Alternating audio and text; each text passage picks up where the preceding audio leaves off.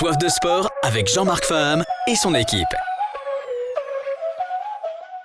Les résultats et les événements sportifs. Tous les sports pratiqués en Guyane sont sur RDI. Bonsoir à tous et à toutes. Bienvenue dans cette émission de Soif de sport. Ce soir, on était en direct avec Béatrice Edwige, nouvelle championne d'Europe, donc médaillée d'or contre la Russie. Ça se passait hier soir à Bercy. On sera tout à l'heure avec Frédéric Racon, donc la directrice de la DJSCS, direction départementale de la jeunesse et des sports et vie associative. Et puis on va parler athlétisme, les 100 km, 100 km du Père Noël qui ont eu lieu de vendredi, dans la nuit de vendredi à samedi. Mais pas que, on va parler d'athlétisme, donc la Trans-Martinique, le Tchimbered aussi en Martinique avec Karine Loyer, avec Nickerson Perdius et d'autres athlètes guyanais qui ont participé à ces épreuves. Donc tout de suite, on va rejoindre Marc ce soir à la technique. 36 3000 le téléphone et toujours vous pouvez nous suivre sur la page RDI Guyane. Donc RDI Guyane, vous pouvez suivre l'émission, poser vos questions pendant l'émission et puis on vous répond et on échange. Voilà. Sinon, vous appelez au 36 3000. Voilà. À tout de suite. On se retrouve avec Béatrice Edwige. Avec l'interview de Béatrice Edwige qu'on a fait cet après-midi.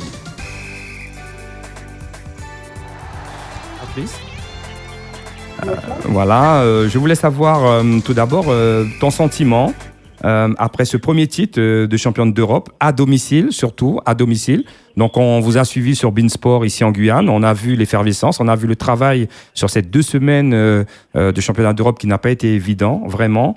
Donc un championnat d'Europe très difficile et on veut avoir déjà ton sentiment pour ce premier titre. Donc qu'est-ce que tu ressens et autour de toi, comment, par rapport aux images qu'on a vues, qu'est-ce que tu peux nous dire sur ce premier titre? Je suis très heureuse, je suis très contente. Ça a été un parcours tout au long, avec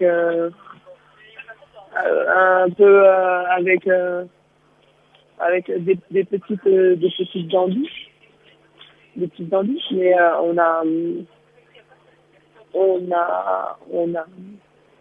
fait un beau parcours et je suis très très contente. Voilà. Ensuite, on aurait voulu savoir vraiment ton rôle, parce qu'on a vu que dans ce groupe, on a eu vraiment des images très parlantes à chaque temps mort. On écoutait les filles parler, on écoutait le coach Campbell parler, on vous écoutait aussi vous parler. Donc on voulait vraiment savoir au sein de ce groupe votre rôle. Vous vous écoutez tous parler, vous prenez les conseils entre vous, le coach il donne ses consignes. Quel est votre rôle pour parler un peu plus individuellement? On sait que dans le collectif, il y a des individualités qui ressortent et on voulait aussi savoir votre rôle parce que ça fait maintenant pas mal de temps que vous êtes dans cette équipe de France. Donc on voulait avoir votre sentiment et votre rôle. Je ne saurais pas trop définir mon rôle, mais je suis entre guillemets une jeune entre guillemets, pas une jeune par l'âge, mais une jeune dans l'expérience dans cette équipe. J'ai un rôle en défense qui est de plus en plus important.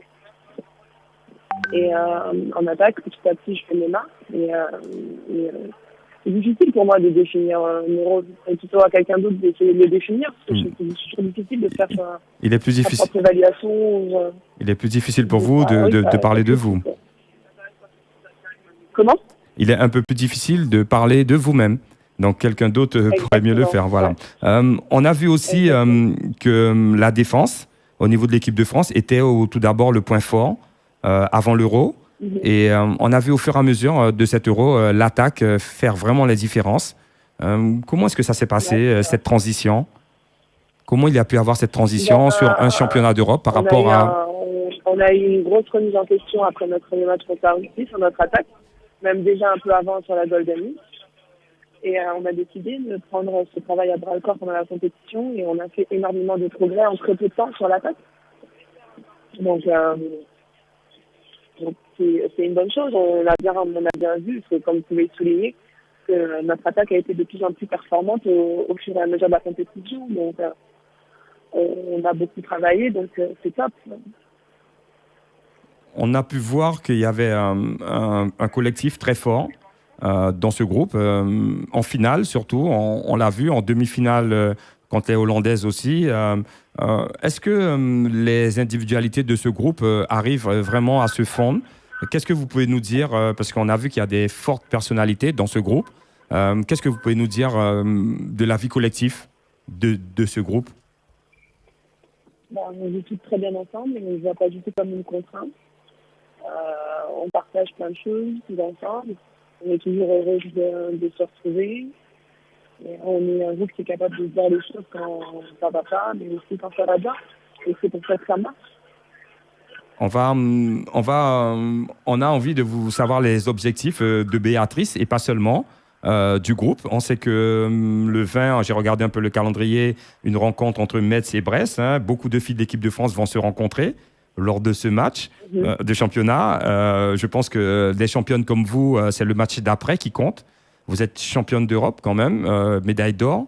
Les objectifs au niveau du championnat et au niveau des JO qui vont arriver très vite. En championnat avec Metz, on a encore l'objectif de gagner un maximum et d'aller jusqu'à la finale des playoffs. D'aller au bout de la Coupe de France cette année et d'essayer d'aller au minimum jusqu'au quart de finale de la Ligue des Champions et pourquoi pas le Final Four. Et après, pour le moment, entre guillemets, les jeux pour moi sont encore loin. Et pour le moment, je vois à court terme et je vois juste les vacances. Voilà. Un petit mot à la Guyane. Si vous avez un petit message aux Guyanais qui vous ont supporté, à tous les Guyanais qui vous ont suivi, supporté de loin, votre famille aussi qui est sur place, si vous avez un petit mot. Un grand merci à vous tous.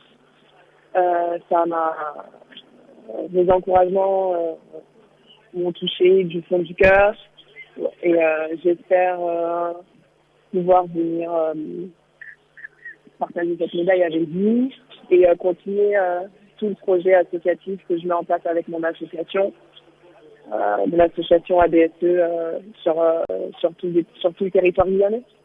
On vous félicite au nom d'RDI Guyane, on vous félicite pour tous les Guyanais. On a eu aussi le président de la Ligue de hand il y a pas si longtemps, on a discuté, donc on vous félicite. Merci beaucoup. Béatrice, est-ce que vous pouvez nous dire 2 mots sur ce projet d'association que vous avez sur la Guyane? Sur quoi? Le projet que vous avez sur la Guyane dont vous avez parlé, est-ce que vous pouvez nous dire 2 mots dessus? Oui, une association qu'on a montée avec ma mère qui a pour but de faire découvrir le sport et le handball en particulier dans les parties déjà un peu plus reculées en Guyane, comme les communes du Fleuve. Et on essaye avec les moyens qu'on a et les aides qu'on a, par exemple de l'association No Ryan, de développer notre association au fur et à mesure. On a essayé de monter des projets, par exemple comme un projet de faire venir des enfants sur cette finale des championnats du monde. Ça a été très dur de mener le projet. On n'a pas pu le faire parce qu'on a eu des difficultés, mais on lâche pas et on va continuer de se battre. Et on vient tous les ans. L'année dernière, on a fait un camp à Patou. On s'est déplacé à Mana avec l'aide de la société Nefrayan. Voilà. L'année dernière, on était à Grand Santi. On s'est arrêté dans des petits villages. Donc voilà, c'est une association qu'on essaye de faire vivre tous les ans. C'est pas simple tous les jours, mais on se bat et voilà, j'en suis très fière. On en est très fiers en tout cas. Merci beaucoup Béatrice et en tout cas une battante à la fois sur le terrain et en dehors du terrain pour ces combats. On ne peut que vous soutenir dans ces initiatives. Merci à vous au nom d'RDI et bonne chance à vous pour le reste de votre carrière. Merci à vous Béatrice. Merci beaucoup. Au revoir. Au revoir. De retour en direct, voilà, on a eu cet après-midi la chance d'avoir la championne d'Europe, toute fraîchement, on va dire, récompensée hier soir contre la Russie. Donc elle a fait l'honneur de venir et de nous répondre sur RDI. Donc on remercie encore l'entourage et surtout Béatrice pour ses interventions. On va tout de suite passer à la seconde partie de l'émission avec Madame Karine Loyer. Bonsoir Karine. Bonsoir. Comment ça va ? Bien récupéré ? Ça va mieux. Voilà, ça va mieux. On va savoir pourquoi tout à l'heure. Nickerson, Perdius avec nous. On te remercie d'être là aussi. Bien récupéré aussi ? C'est en cours, voilà. Donc on va parler athlétisme, voilà, et pas que. Donc on va dire même plus que de l'athlétisme, on va parler du Tchimbered. Donc ce sont des courses qui se font en Martinique. Voilà, 2 participations pour Karine, 1 participation pour Nickerson. On va commencer par ça avant de passer à la Trans-Martinique, la dernière course. Voilà, combien de kilomètres le Tchimbered, Karine ? 103 km. 103 km. Les 2 éditions, oui, c'était 103 km. Donc on sait que c'est à travers la nature. Oui, on peut rencontrer des ponts, des ruisseaux, de la boue, pas mal, un décor assez compliqué. Comment la gestion par rapport à l'entraînement ici en Guyane ? Alors on essaie de s'entraîner sur des terrains un peu similaires, donc sur Cacao notamment, Sentier du Molokoï, ça ressemble beaucoup. Après il nous manque surtout ici, c'est le dénivelé. C'est vrai qu'en Martinique, voilà, c'est beaucoup plus montagneux et on est obligé de répéter ici en Guyane plusieurs fois les mêmes côtes pour arriver à faire du dénivelé dans nos entraînements. Donc c'est peut-être ça qui est le plus compliqué à gérer. Donc il faut Nickerson aller un peu plus loin, à l'intérieur de la Guyane, vers Saint-Élie ou un peu plus loin, pour qu'on puisse trouver des dénivelés un peu plus, on va dire, difficiles. Favorable effectivement, comme l'a dit Karine. Cacao s'y prête bien. Alors Saint-Élie aurait été super top, notamment cette fameuse piste où ça monte pas mal. Voilà. On n'a pas eu l'occasion de le faire, mais pourquoi pas. Mais effectivement, il faut aller à l'intérieur du pays, découvrir ces lieux où il y a du dénivelé. Et c'est pas toujours facile pour ces entraînements, d'où cette fameuse répétition qu'évoquait Karine, très très primordiale en fait pour avancer, quoi. Alors, Karine, 103 km, les résultats ont été positifs pour ta première participation et aussi la deuxième. Est-ce que tu peux faire un petit retour en arrière pour nous rappeler comment ça s'est passé et aussi tes résultats ? Alors, le premier Tchimbered était mon premier ultra-trail. On s'est lancé, on était plusieurs au club à se lancer ce challenge. C'était pas évident, on n'était pas préparés à tout ce qu'on a traversé là-bas. C'est vrai qu'il y avait beaucoup de boue, c'était vraiment très très difficile. Il y a eu beaucoup d'ailleurs d'abandons dans notre club. Nickerson et moi, on a fini très mal. L'étoile Montjolienne. Voilà, l'étoile Montjolienne, on était 3 coureurs sur le 103 km et 7, je crois, sur le 58, la distance en dessous. Et c'est vrai qu'il y a eu beaucoup, beaucoup d'abandons.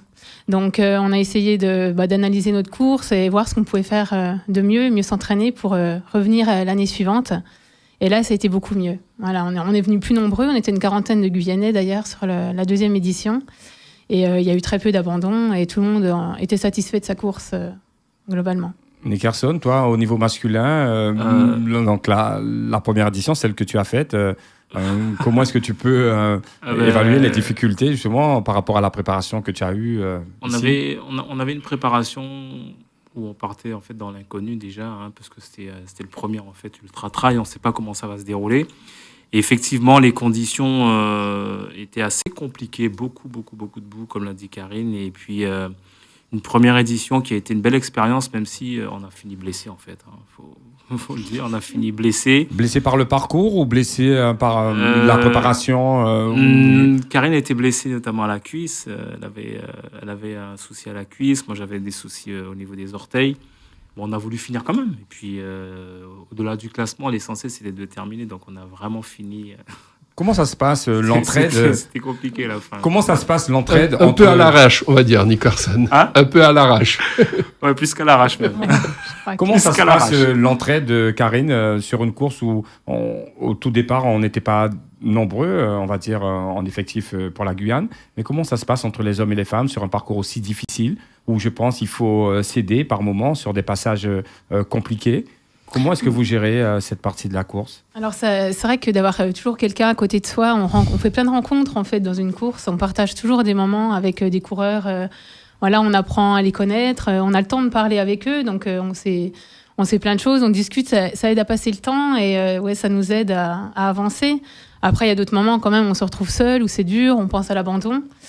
Moi, je pense à mon premier Chembered au 90e kilomètre. J'attendais l'arrivée, le prochain ravitaillement qui était au 91e, je crois, pour m'arrêter là. J'avais vraiment prévu m'arrêter là. Et Nickerson est passé à ce moment-là et il m'a dit allez, on continue, on va jusqu'au bout. Et il restait 10 kilomètres. Ça a été les plus longs 10 kilomètres de ma vie, je pense. En à peu près 5 heures. Ouais. Ouais, 5 heures. On a dû mettre 5 heures pour les faire. Donc voilà, on était vraiment très, très mal à ce moment-là. Mais voilà, ça aide effectivement d'être à deux. Je pense pas que j'aurais réussi toute seule. Je crois que je me serais arrêtée au ravitaillement. Bonsoir Christiane. Christiane nous a rejoint aussi. Elle a participé à ce premier Chembered qui était difficile. Voilà. Comment ça s'est passé au niveau de l'organisation pour toi, Christiane? Tu as été arrêtée parce que la nuit tombait. Comment ça s'est passé mentalement justement pour En fait, ça s'est passé effectivement, on était encore dans les temps et on nous a... je crois que, oui, on nous a dit que si vous continuez, on va vous arrêter un peu plus loin. Bon, c'est vrai qu'on était dans l'inconnu. On ne savait pas trop comment ça allait se passer. On s'est arrêté, malheureusement. Ça a été quand même malheureux quand même. J'aurais préféré quand même continuer à un peu, aller jusqu'au bout. Pour rester sur le Chembered de Nickerson, nous avons ici en Guyane quand même l'environnement naturel qui peut permettre la difficulté de cette course que vous avez vécue au sentier. Quelle idée que vous faites sur l'organisation des courses ici? Est-ce que c'est pas assez dur? Est-ce que les courses sont pas assez longues? L'organisation d'un ultra demande beaucoup plus de bénévoles et de moyens pour pouvoir faire ce type de course parce que c'est très compliqué, notamment sur le plan sécurité. Il faut beaucoup plus de monde, il faut beaucoup plus d'autorisation et puis il faut avoir un sentier qui soit à la fois bien balisé et sécurisé. Donc en Guyane, on a le terrain.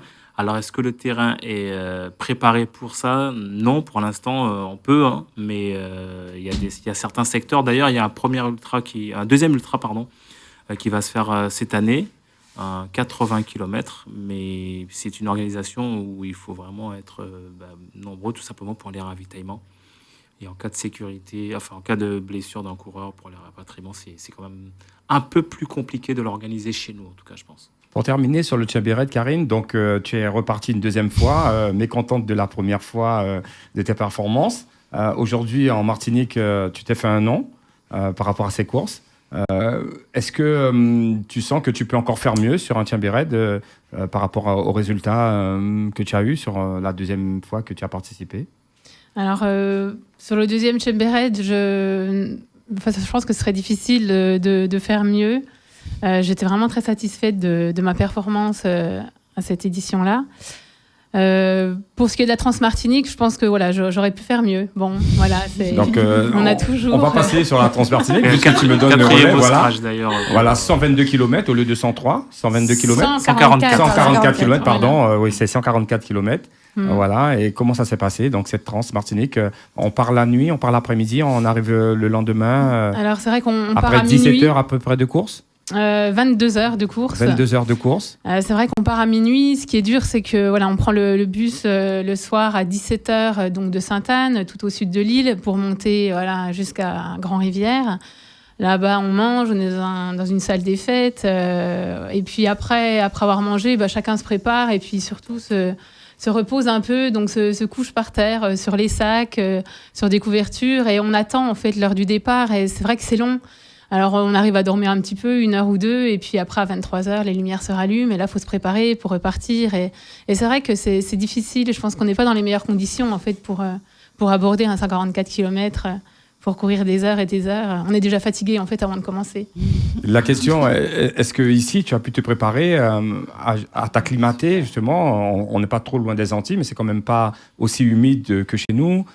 Comment est-ce que tu as pu t'acclimater Alors, de ce côté-là, c'est vrai que c'est plus facile en Martinique. Là-bas, on était bien niveau climat, c'était l'idéal pour nous. On n'a pas souffert du chaud, même au contraire. C'est vrai que l'air est plus sec, c'est plus facile. On sent mieux quand on court. C'est vrai, comparé aux Canadiens qui étaient là, où chez eux, il faisait moins 15 en ce moment avec de la neige. Je pense qu'on avait un avantage sur eux, effectivement. Comment on peut se préparer ici au sein du club de l'Étoile Montjolienne vous êtes pas mal de licenciés dans ce club. Comment on peut se préparer? Comment on peut préparer les athlètes qui vont partir pour 144 km? Alors, il faut être un petit groupe dynamique. C'est ça qui est important. Ouais. Est-ce que les courses ici sont suffisantes pour pouvoir partir sur 103 km, 144 km? Clairement, non. Il faut rajouter beaucoup de volume, en fait, pour faire simple. Des volumes beaucoup plus importants pour se préparer pour ce type d'entraînement, pour ce type de course. Ça n'a rien à voir. On va faire le passage sur ces derniers 100 km, Marc, de vendredi à Kourou, les 100 km du Père Noël. Yazid et Christiane ont participé à cette épreuve. 100 km en 13h52 ou 53 pour Christiane. Pourquoi une distance aussi longue, ou surtout autour d'un stade? Parce que déjà, elle existe qu'autour d'un stade. Et pourquoi? Parce que je crois qu'on est dans ce club, on est un petit peu large, je pense. Oui, il faut avoir un grain. Voilà, on a un peu, on a envie de challenge comme ça. On se fixe des challenges tout le temps. Je pense que c'est ce qui nous rassemble aussi, parce qu'on a ce gros point commun. Et avec Yazid, qui n'est pas là malheureusement, il a décidé comme ça un jour, et il me dit j'ai envie de faire ça, qu'est-ce que tu en penses? Et moi je lui réponds oui, tout bêtement, parce que c'est aussi un binôme avec lequel je m'entraîne régulièrement, et on s'est dit on part pour cette aventure. Et puis il y avait tellement d'autres aventures déjà avec la transe, avec le Tiembé, donc ça crée une bonne dynamique, et on a voulu se tester. Comment les autres licenciés du club, les amis, comme vous dites, vous êtes un groupe un peu barge, comment vous faites justement pour relancer, aller les aider? Vous êtes partis aussi à Kourou pour pouvoir encadrer ces deux coureurs qui ont participé. Comment est-ce que ça se passe, justement, la préparation des uns et aussi le soutien des autres? Karine Nickerson? Naturellement, en fait. En fait, s'il faut trouver un mot, ce serait naturellement, puisque il y a plusieurs objectifs. Donc, c'est vrai qu'il y a des groupes d'entraînement. Chacun se prépare pour sa course spécifique. Notamment, par exemple, Yazid et Christiane se sont entraînés de leur côté pour ces 100 km. Avec Karine et le groupe pour la Trans-Martinique, on était une dizaine. On s'est entraîné également à part. C'est différents groupes en fait qui s'entraînent, et puis le jour de cette course, on est tous ensemble On est tous ensemble, donc là c'était pour les 100 km du Père Noël, c'était naturel de venir soutenir Yazid, Christiane, on vient, on les aide, s'il faut de l'eau, je sais pas, tout ce qu'on peut faire pour rendre les conditions meilleures, même si c'est très très très très compliqué en aval, mais bon, on sait ce que vit l'autre, donc on essaie d'être au mieux. On essaie de répondre au mieux aux besoins, en fait. C'est quoi la différence entre ces trois courses? Vous venez de dire donc le Tiembé Raid, la Trans-Martinique et les 100 km.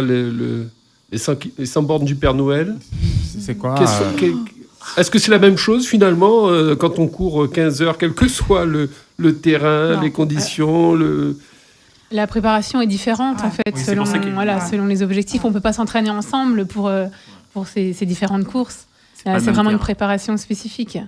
Donc voilà, on s'entraîne de notre côté pour nos objectifs. Mais voilà, effectivement, le jour de l'épreuve, tout le monde est là. C'est vrai que sur la Trans-Martinique, il y a un suivi live. Ah oui. Donc tout le club a pu suivre nuit et jour derrière leur écran d'ordinateur ce qui se passait. Ou leur portable. Puisqu'à chaque ravitaillement, il y avait un checkpoint qui était fait. Vous arrivez à avoir les encouragements? Ouais. Alors, on n'a pas forcément nos téléphones avec nous, mais c'est vrai que dès qu'on arrive, quand on récupère nos téléphones, c'est la première chose qu'on fait. Quand on voit qu'on a 500 messages WhatsApp, avec tout le déroulement de la course et on a perdu telle personne, on ne le retrouve pas, quelqu'un l'a vu. Enfin, on voit qu'il y a vraiment beaucoup d'échanges entre tous et que du début de la course, minuit jusqu'au lendemain, il y en a qui ont mis 36 heures, 38 heures. Donc pendant 38 heures, en Guyane, tout le monde du club était derrière son écran. Et on s'est bien marré en plus. Donc sur la transe, 144 km, Karine, presque le tour de la Martinique. Oui, le la tour de l'île, traversée en c'est ça tout cas. La traversée, ouais. La traversée, ouais.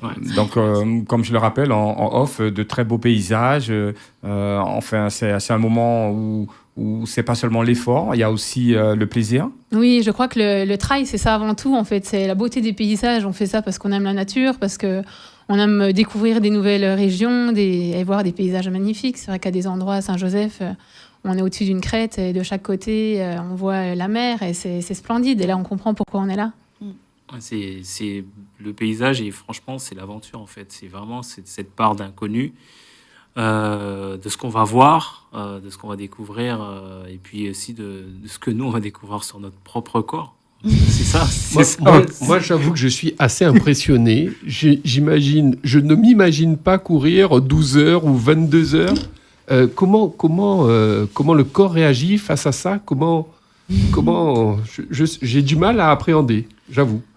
Comment est-ce que vous pouvez expliquer vous êtes parti au départ dans l'athlétisme, peut-être Christiane était à la vitesse, peut-être que toi autre part. Je commençais par le vélo. Donc voilà, par le vélo, et toi Karine par l'athlétisme. Aussi. Mais la vitesse ou toujours les courses de fond? Non, athlétisme, je pense comme Christiane, toutes les disciplines, soit en longueur, soit en hauteur. Voilà, quand on est jeune, je pense qu'il faut rester, faire beaucoup de disciplines. Et puis c'est après, au fur et à mesure des années, qu'on découvre, qu'on a envie, qu'on se connaît mieux déjà. Et puis il y a toujours un sport qu'on préfère, une discipline qu'on a envie d'explorer. La question aujourd'hui pour l'étoile Montjolienne, Marc, je me pose, vous avez cette expérience de pouvoir voyager en groupe, de vivre des expériences. Pourquoi pas une organisation de l'étoile Montjolienne ici, même si on sait qu'il faut beaucoup de signaleurs ici en Guyane. Pourquoi pas la possibilité? On sait que la Ligue... C'est possible, c'est possible. Il y a une nouvelle Ligue avec Jean-Victor Castor qu'on a reçu. Pourquoi est-ce que votre expérience, vous ne la ramenez pas aussi au niveau de la Guyane? Ça n'aurait pas été bénéfique, vous des champions comme vous Je pense que le trail est assez récent aussi en Guyane. Voilà. Et hormis le monde de la course à pied, beaucoup de personnes ne connaissent pas cette discipline encore. Donc, je pense qu'il faut peut-être laisser un peu le temps aussi de créer des courses comme ça. Je pense il y a quelques-unes quand même ici. Ça commence. La Cayennaise, il y en a sur Saint-Laurent. Voilà, il y a un championnat de trail quand même ici. Il y a un championnat avec des initiés, on va dire. Mais pour l'instant...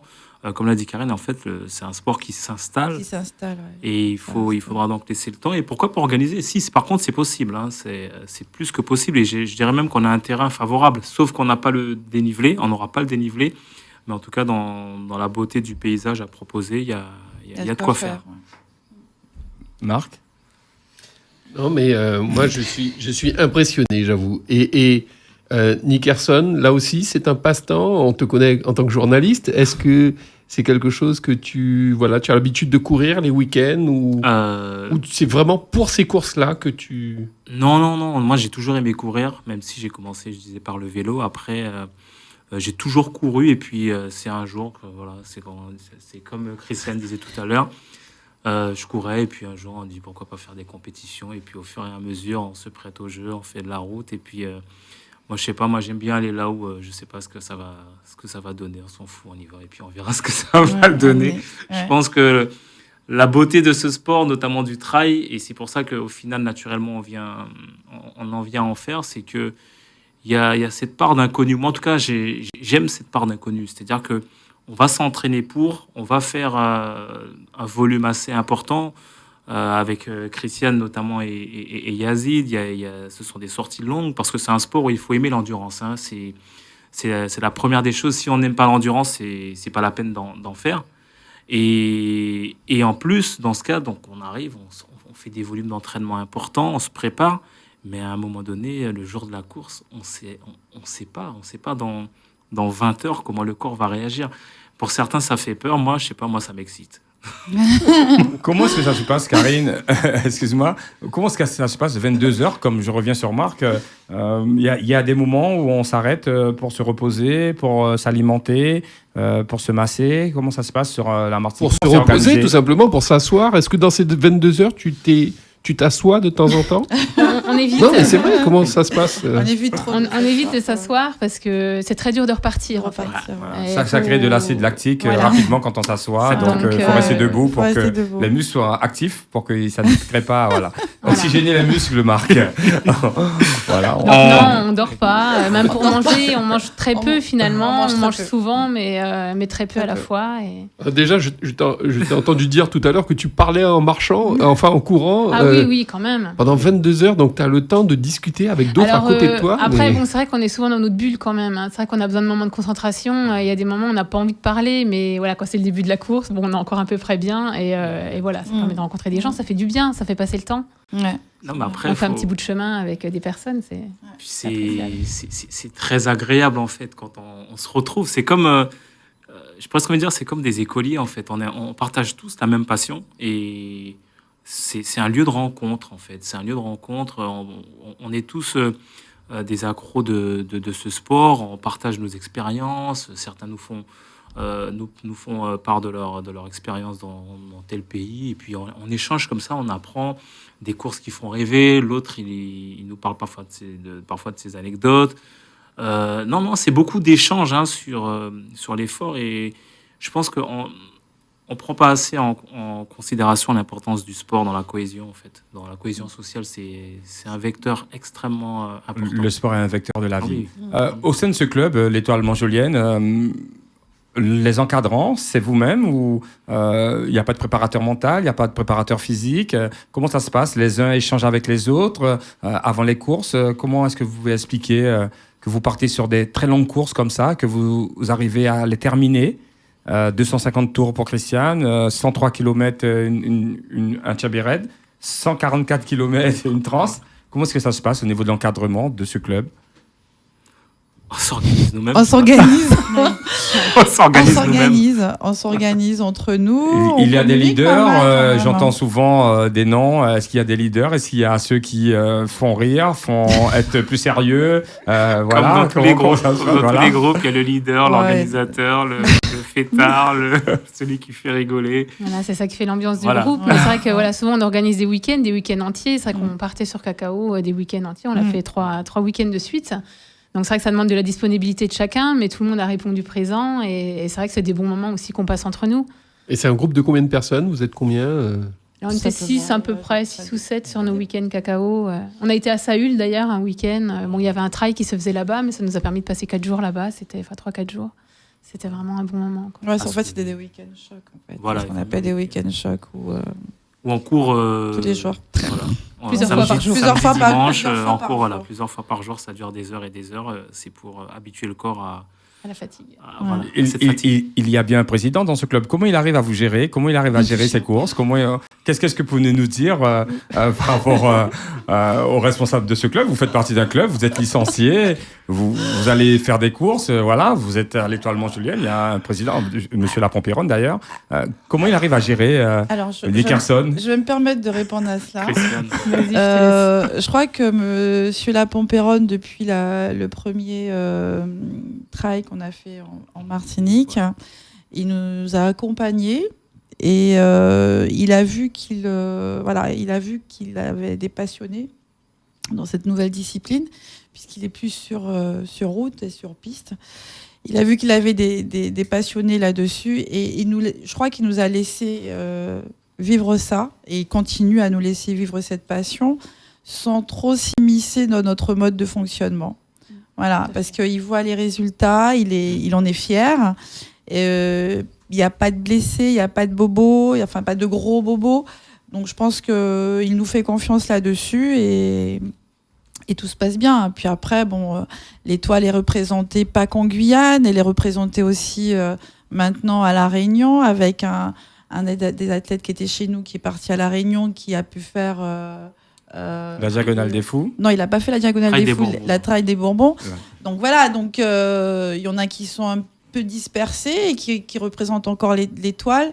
Et je pense que ça reste aussi une grande fierté pour lui. Donc du coup, il ne peut que nous laisser cette liberté-là.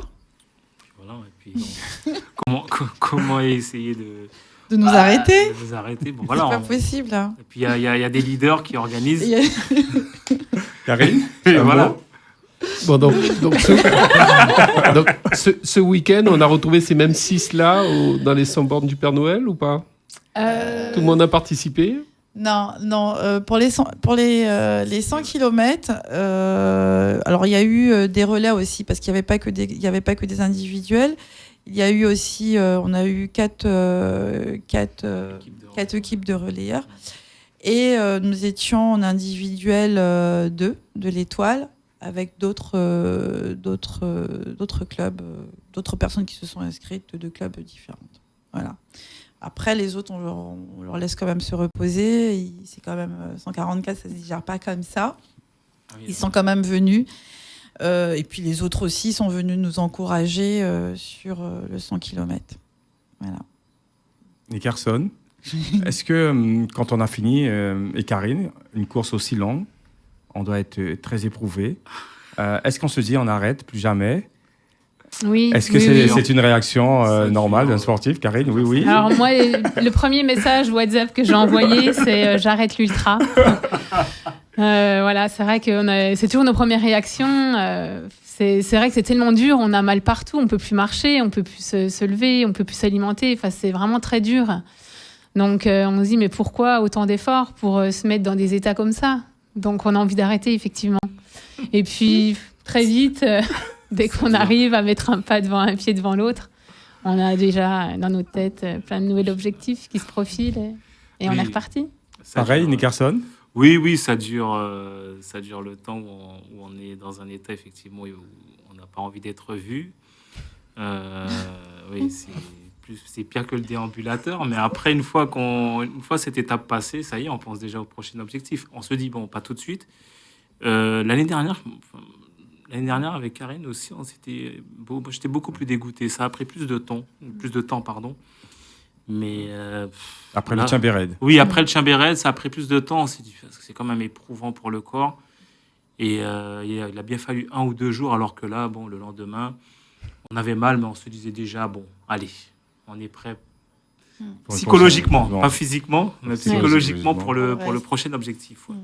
Mais c'est à force, je pense que c'est à force d'en faire, parce qu'il y a quand même, il faut quand même signaler qu'il y a des dégâts sur le corps, parce qu'on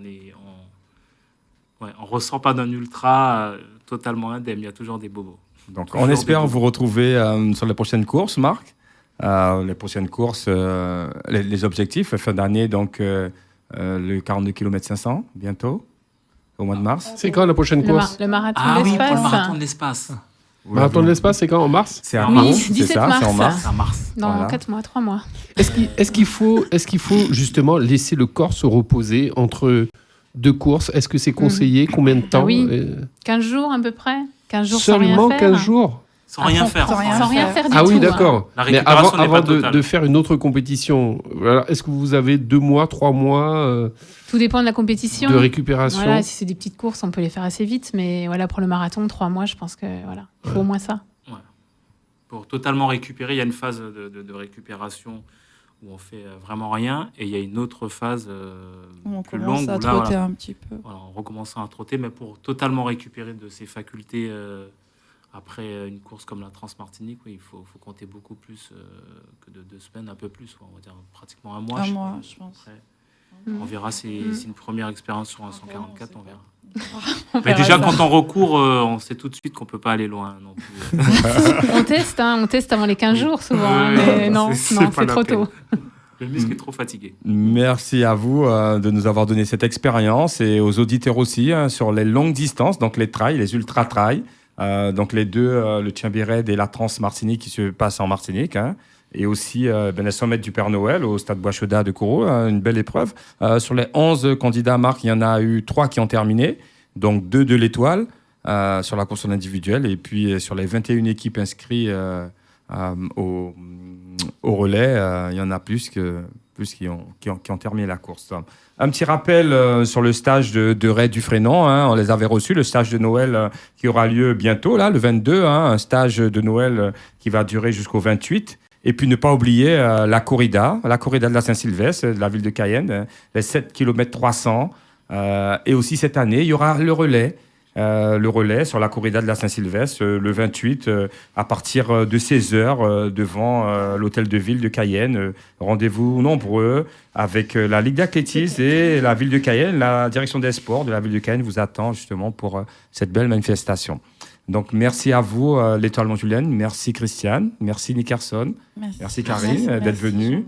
Un petit coucou à Yazid. Je sais que Thomas doit nous écouter ou bien d'autres.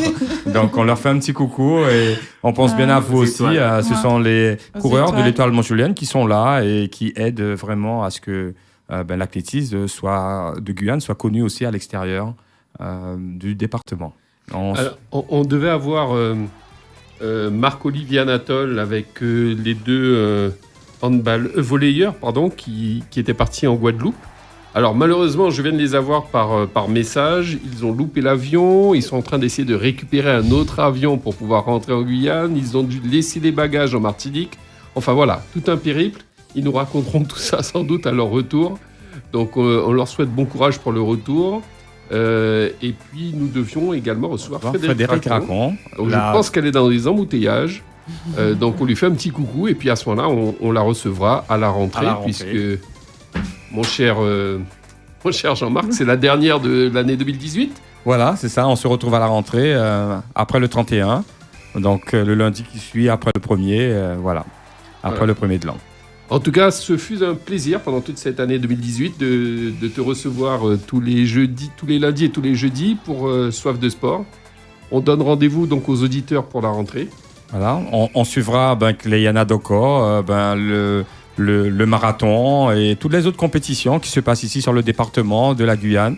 On est là, vous pouvez nous joindre au 36 3000 pour nous faire part de vos manifestations ou des rencontres que vous voulez qu'on diffuse pour vous. À toutes.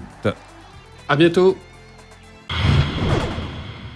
RDI en Guyane, c'est de la musique, des infos et du sport. RDI sur 105.1 à Cayenne et 88.4 à Kourou.